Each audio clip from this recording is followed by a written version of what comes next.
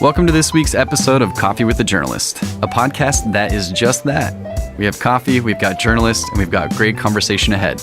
I'm Jared Martin. I'm the co-founder and COO here at One Pitch. And I'm Beck Bamberger. I'm also the co-founder of One Pitch, the CEO of BAM Communications, and I'm your host today, speaking with Lexy Savvides from CNET. She's an Australian, so that's fun already. And she also had, back when in her Australian days, a magazine called Cyclic Defrost, which we're going to talk about today. I think you guys will really enjoy. Everyone, we have today a fantastic reporter from CNET that I'm excited to be here with. It's called Coffee with the Journalist, and today we're here with Lexy Savvides. You got it. That's it. Who's also Australian. So Can we're you going to talk tell? about that just a little bit. And let's just dive right in. I want to hear how you got to San Francisco from Australia, how you were working at this rocker publication that was called, wait a second, let's check, Cyclic Defrost. So we're gonna talk about that. So first off, Australia. Tell me first about that, being born and raised in Australia. Yeah, so I started my career in Australia in Sydney, born and raised there.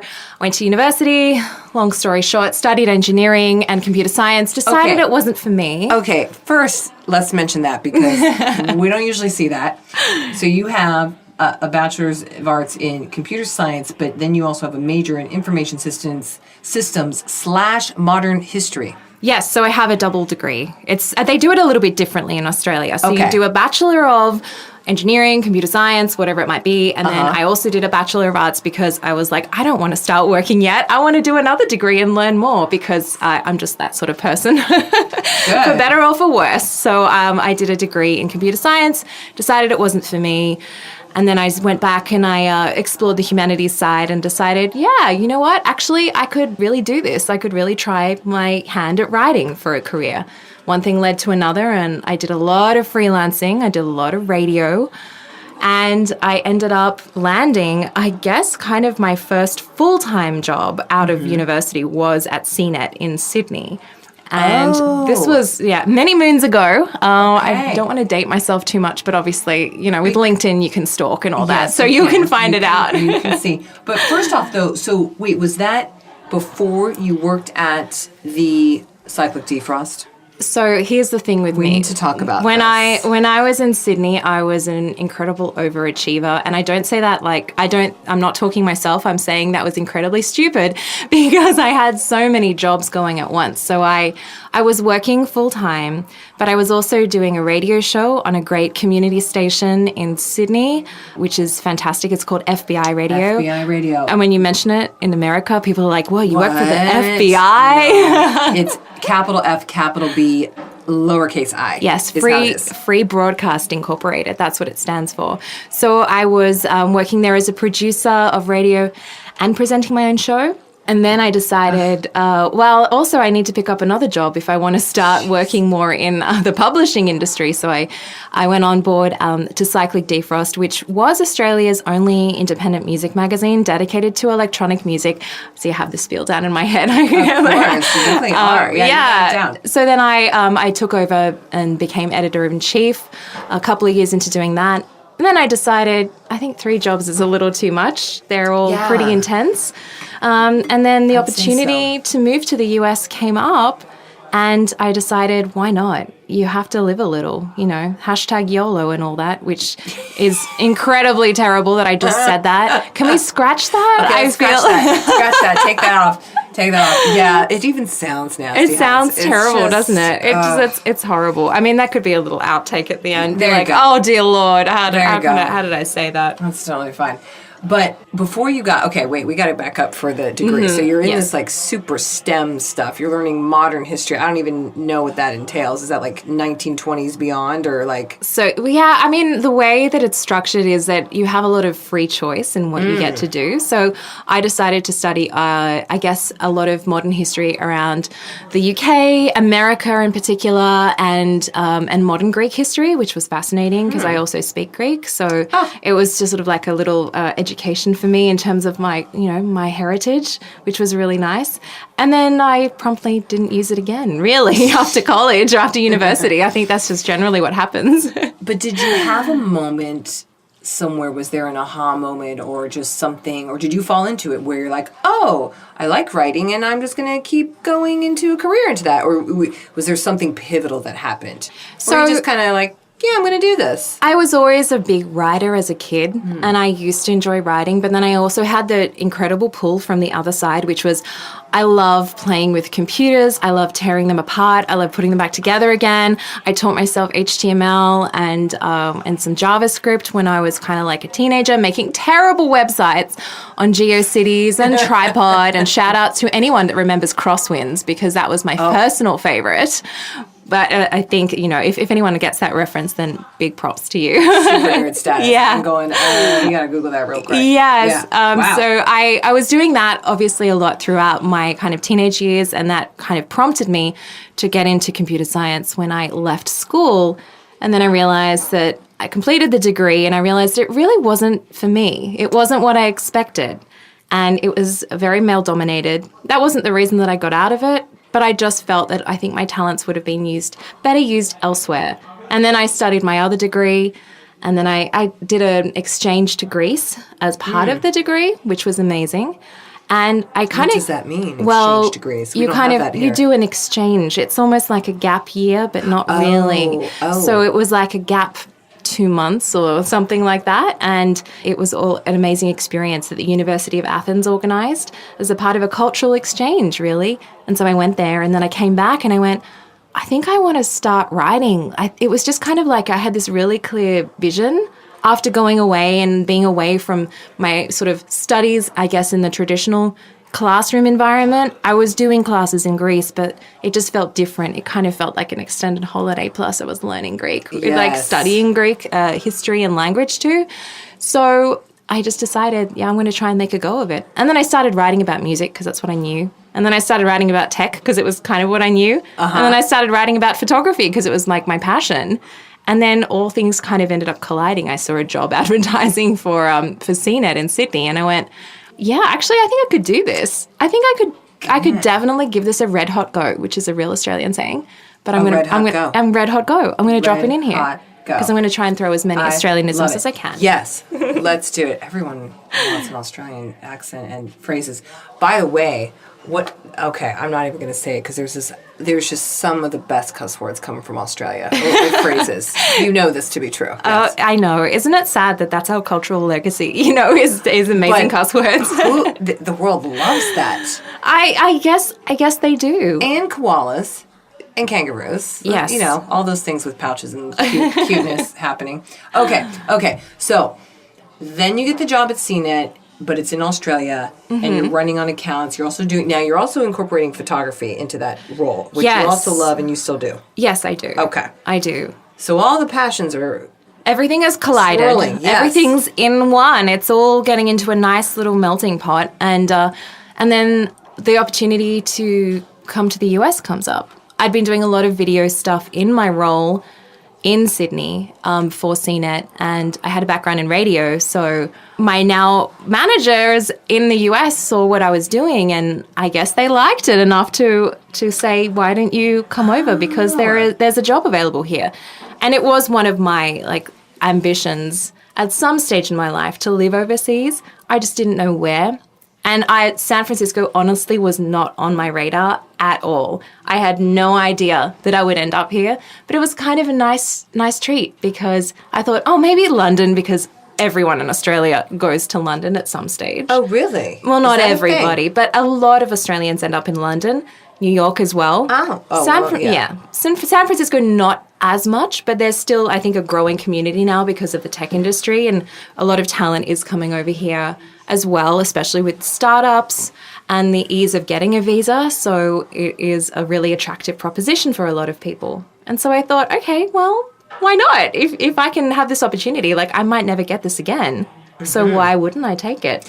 And was the offer positioned to you just, hey, we have this opening, or it came to you, or did you spot it and you're like, oh? So I'd been working really closely with my my now manager, and we'd been collaborating a lot on videos, getting a lot of feedback, going back and forth. My role was kind of evolving to be video first rather than editorial, text-based writing first. And it just, the stars ended up colliding. I would just say, can I come to the US? Is there any opportunity? And they would say like, no, not yet. And then all of a sudden, out of the blue, it just happened. So it was the right time, I would say, in my life. So now you're here in the SF. You're doing video production, stories, quite a lot of interactive, I would say, media and such. And it's not just writing articles, but it's producing the videos and such, using probably all your skills from the radio days and the photography days, and that you still do actually right now.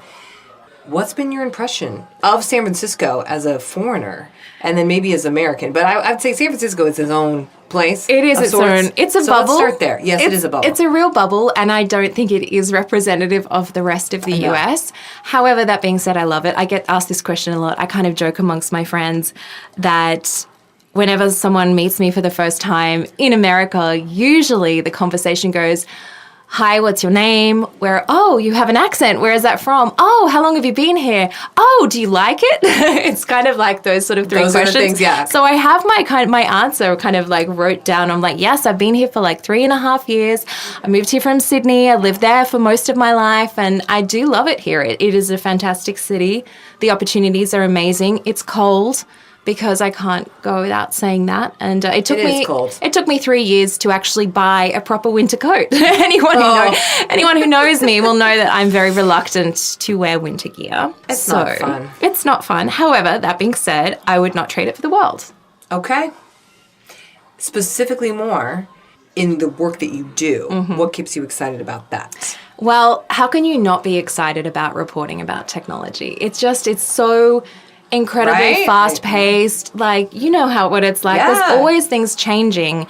And it is a field that genuinely, because of my background and my personal interest in it, but we get to report on really cool stuff. I mean, you think about what have I seen in the past few years that I talk to people that aren't in the industry, and they just like, what? Like, you saw what? How? And then I think a lot of reporters are like almost not, I wouldn't say jaded. Well, I wouldn't say that. I just think it becomes something that you are so accustomed to seeing new and exciting things that maybe you don't necessarily have that kind of that wide open optimism that kind of comes if you're outside of that. I imagine it's like working with celebrities, let's say. Like, you just get jaded by whatever A-lister is walking by you, putting on a dress or something. You just are like, oh yeah, that's just my day-to-day. It's just my job. Yeah. And some days it is just like that. Some days it is just, okay, it's just a TV. But at the same time, there are a couple of things that just make you step back and go, this is incredible. Like, this is really the future that we were promised, almost. Not quite, but almost. And it's good and bad. It's scary and it's thrilling. And every day is different, which is what I really enjoy. And it's a challenge every day too.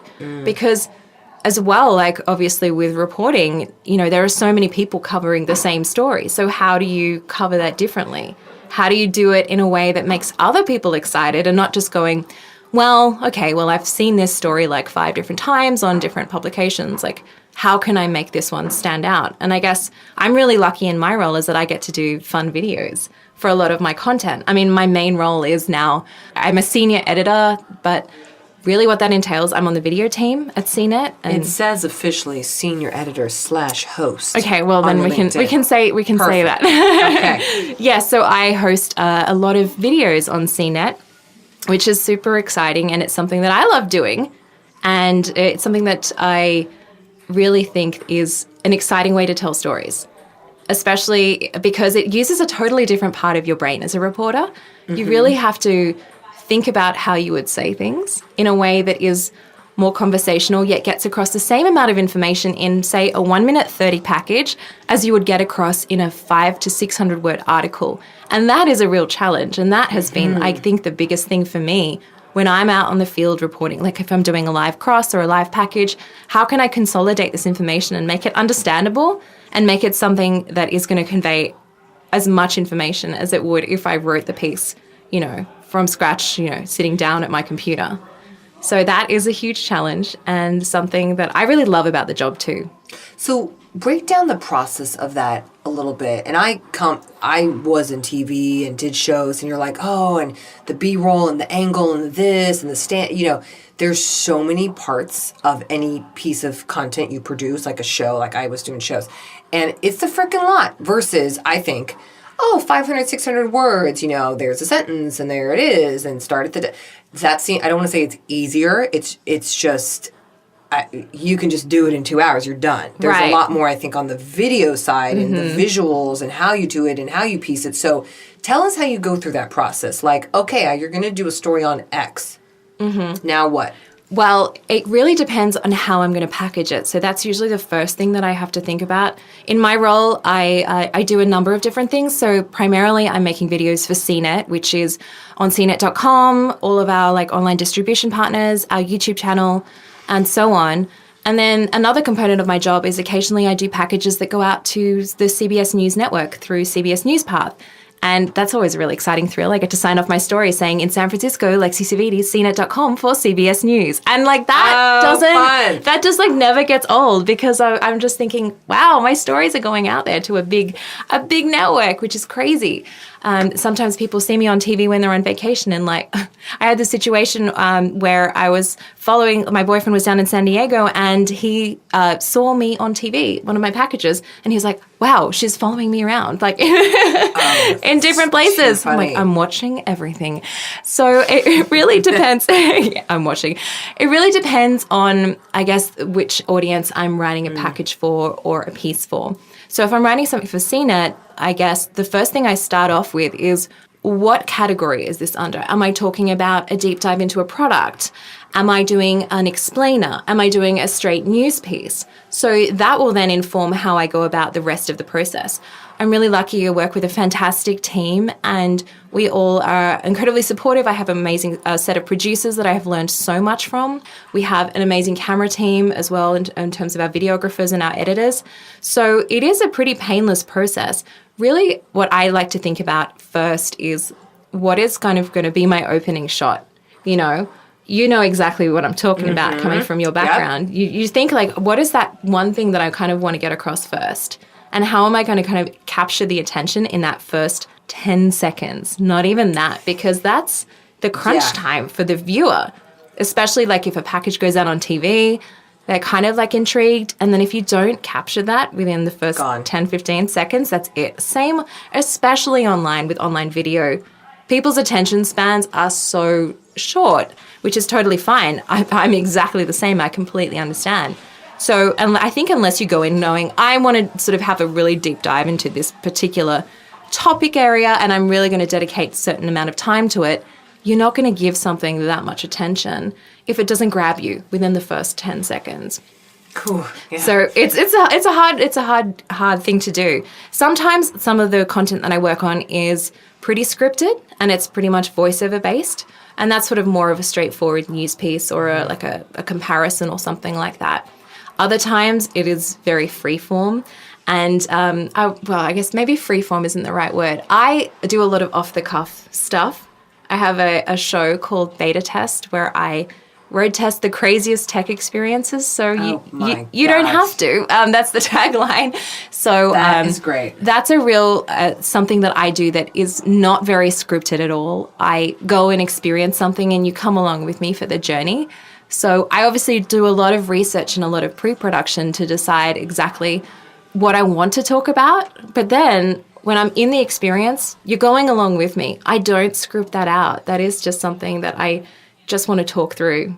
Just organic. Yeah, it's organic. It's like I'm chatting to you at a bar and I'm telling you about this cool thing that I did. That's how I like to approach that in particular, which is a lot of fun. So I guess that kind of informs how I'm either going to research and prepare for it or how I'm going to script it, depending on the context.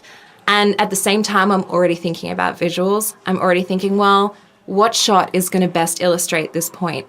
Or what angle do you think we're going to have to take in order to get, people in a 2-shot? Is this going to be a 1-shot? How are we going to work with any existing B-roll that we might have access to? Or is this going to be something we're going to have to film entirely ourselves? Most of the time, it is. I was going to just ask that. Most of the time, we shoot pretty much everything ourselves. Oof. And it's a lot of work, but it makes the end product so much more rich. So that's a little particular question I have is, if a PR person tees up you with some nice-looking B-roll, are you like, oh, thank God, yes, this is great, I'm more interested in doing the piece? Or are you, doesn't really matter, if it's good, I'll use it? Yeah, that's a great question. I get asked that quite a lot. And I think a lot of the time it really depends on where I'm going to put this piece. If it's something that is a fairly straightforward news reporting piece and we can't get access to seeing this as easily as we could with, say, another product, then maybe we would use that footage. Or at least I would use it to inform what shots that we wanted to take and get an idea of what the product or the experience feels like. So the better quality, the better, of course. Like we love that when someone has taken some real care and time into producing B-roll, even if we don't end up using it in terms of our own video, it really helps us illustrate and get a picture of it in our minds of what we would like to do with it. So it really helps us, regardless of whether we end up running with it in the video or not. But a lot of the times it is really handy, especially for something that we don't have access to. Like as in, say, for example, I use this example a lot. We can't go to the International Space Station or not easily. So if someone sends us some footage from the International Space Station, that makes our lives a little easier until that becomes accessible to us. That'd be rad. I know. Can you send me to the International Space Station, please? I have a cool show. I can do it on the ISS. Yeah. How about that?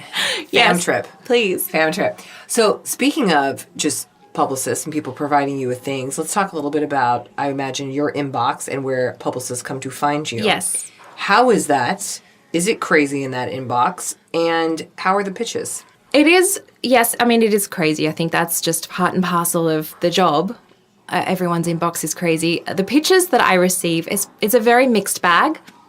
I would say that I'm on a lot of mailing lists that are probably fairly irrelevant to what I report on and what I do cover. And so that is an unfortunate instant. I'll look at the headline, I will look at like the first couple of lines and go, that's clearly nothing that I would ever cover or someone from CNET would cover. We're very consumer focused and that's the products that we do and experiences are all about that kind of experience rather than enterprise, for example. Oh, okay. I was going to say, what is an example? Someone wants to pitch you on some construction SaaS thing for those words builders. don't make sense at all to our audience. Mm-hmm. Like it's not anything that people come to us to find stories on or to watch videos on. So like if someone's pitching me like an AI-driven enterprise experience for warehousing, I'm just putting some words together. But that would just be completely irrelevant for us. And so those pitches don't usually get a response. Unless it's somebody that I have a relationship with and has previously like been aware of what we do. And then I will, say, thanks, but it's not really our area. A lot of the times it's just a pretty cold reach out, which I completely understand. I have many friends on the PR side, so I know it's very tough work. And sometimes that can get results. A lot of the times it doesn't, and maybe more times than not, more often than not. But that being said, those successful pitches that come my way is really from people that have taken a little bit of time just to sort of look at exactly what videos I've produced previously, the areas in which I cover, and they've kind of crafted an angle that is really smart, something that hasn't been given to me before, a level of access that we haven't had before, and they know when I'm looking for a story, it's got to have good visuals. Otherwise, I can't cover it. Like, I just can't. So when I get that kind of trifecta of, a really well-crafted pitch with the right area of coverage and good visuals, I'm like, I'm so happy, ding, ding, ding. And it's like, yes, let's do this story. It sounds interesting. And it has all of the components that I want. When it doesn't have that, it's not fun. So how often does that happen? 2% of the time, 20% of the time? Yeah, it's fairly rare. It is fairly rare. Okay. Usually what happens is someone who will have developed a relationship with me, they'll kind of know what I like and go, well, there's a potential here for a story. What do you think? And I'll go, okay, well, this is how I would want to package it. And this is the level of access that I would want. And this is the point of difference that we would want for our audience. And then sometimes it ends up being a success and sometimes it doesn't. But at least then I've kind of made some good inroads, and then they have I think a little bit of a better understanding about what we do, and particularly what I like to cover too. So that's pretty much how it works. I know it's really hard though, because people have limited time and they're not going to sit and necessarily research every single journalist and what the stories they've done previously. So I completely understand. I'm actually fairly nice, so if you do email me, I was going to say you are quite just engaging, and I feel the sympathy of some publicists. No, I do. Yeah. Just where there's some people who I never want to see this or whatever. So that's nice. Yeah, so I will never bite your head off. I might not respond to the email if it's completely out of my wheelhouse, and I don't know you, but most of the time, if you have a little bit of a personalized pitch, I'll at least say, like, thank you for the pitch. I don't think this is something that we'd cover, but I appreciate it. Keep reaching out with more stuff. Because there's a lot of times where, I've had, PRs reach out several times and I've said, no, unfortunately, we can't do this story. It's just not right for us. And then they'll come back like the fifth or sixth time and go, yes. They'll come back and they'll say, not with the same client though, not with the same client, not with the same pitch. Okay. No. Not with the same client and the same pitch, with a different client, and go, actually, this one I think will be a good fit for you. And because of these reasons. And I'll like, actually, yeah, you thought about this a lot. I think this might work. Especially. So they can be taught. Yeah, they can. Well, How about that? Yeah, I mean, everybody has room to grow, and we do too on the reporting side. Absolutely. I never want to sort of think of myself as being in a silo and not ever learning from the other side as well. It just doesn't work like that way for me. Or missing a good story. Exactly. That's the worst part. If you miss a story and you see someone else gets it and something that you were kind of pitched but you didn't quite see it, that really hurts. Ooh, that hurts when you don't quite see the angle for you, like for your audience, and then someone else grabs it and they do a really good job of it and you're like, kudos to you. Why didn't I think of that? Burn. Ugh. Because it is competitive. You got to have that story. That works. Mm-hmm. It is. Well, let's back up just a bit and reflect. You've had 10 plus years now in the journalist ecosystem. In just over 10 at CBS at this point. Getting on to the 11th year. Yeah. Oh, it doesn't count God. Because it's been two different countries and two completely different jobs. It doesn't count. So we'll just say a decade plus in journalism. If you had to go back to your college age self or teenager self or whatnot, would you go into this industry again? Oh my gosh, what a question. What a loaded question. Because I studied computer science, so I could have gone to a job that earned me a lot more money, and I probably potentially still could have ended up in San Francisco if I wanted to. That being said, I knew really in my heart that coding wasn't for me. I could do it and I could do it competently, but it didn't excite me. And so I would definitely do it again. It's a hard question to answer because it's like I would do it again 100%, but then I was like, what else could I have done? I could have been a coder, I could have like been project manager, but none of that is as exciting to me. Project manager. Yeah, that doesn't sound. No, but I mean none of it. Yeah, but I mean when it comes to like, I can pull apart tech and explain it in a way that, everyone can understand. Or hopefully, that's hopefully the point of the job is making it so everyone can understand it. That to me is pretty fulfilling. When I get that right, I feel pretty satisfied with my decision. Oh, that's great. Okay, so here's the last question for us today, which I like to ask everybody, which is, and you can interpret this any way, what do you think the future of journalism looks like? Yeah, that's a really hard one to answer because it's very broad and there are so many different interpretations. I guess I'll just answer it from my perspective, is that there is always going to be room for great stories. And regardless of the medium, regardless of where it is being told, you can always make something that is really compelling. And there's a lot of doom and gloom in the industry at the moment, but there's still people writing and producing amazing stories every single day. I'm on Twitter, I'm, looking at what people are creating, linking to on YouTube, even creators that aren't technically classified as journalists making fantastic content. And I don't think we should be too scared about that because I think people are always going to be driven to create great stuff. it's just going to be, it might live in a different place and it might live in a different format to what we're expected. So everyone's pushing into different platforms. You know, YouTube is huge. Social media is even bigger in many respects. So it's just about finding those stories. I think it's going to be the hardest part because there's so much content to consume. It's so overwhelming.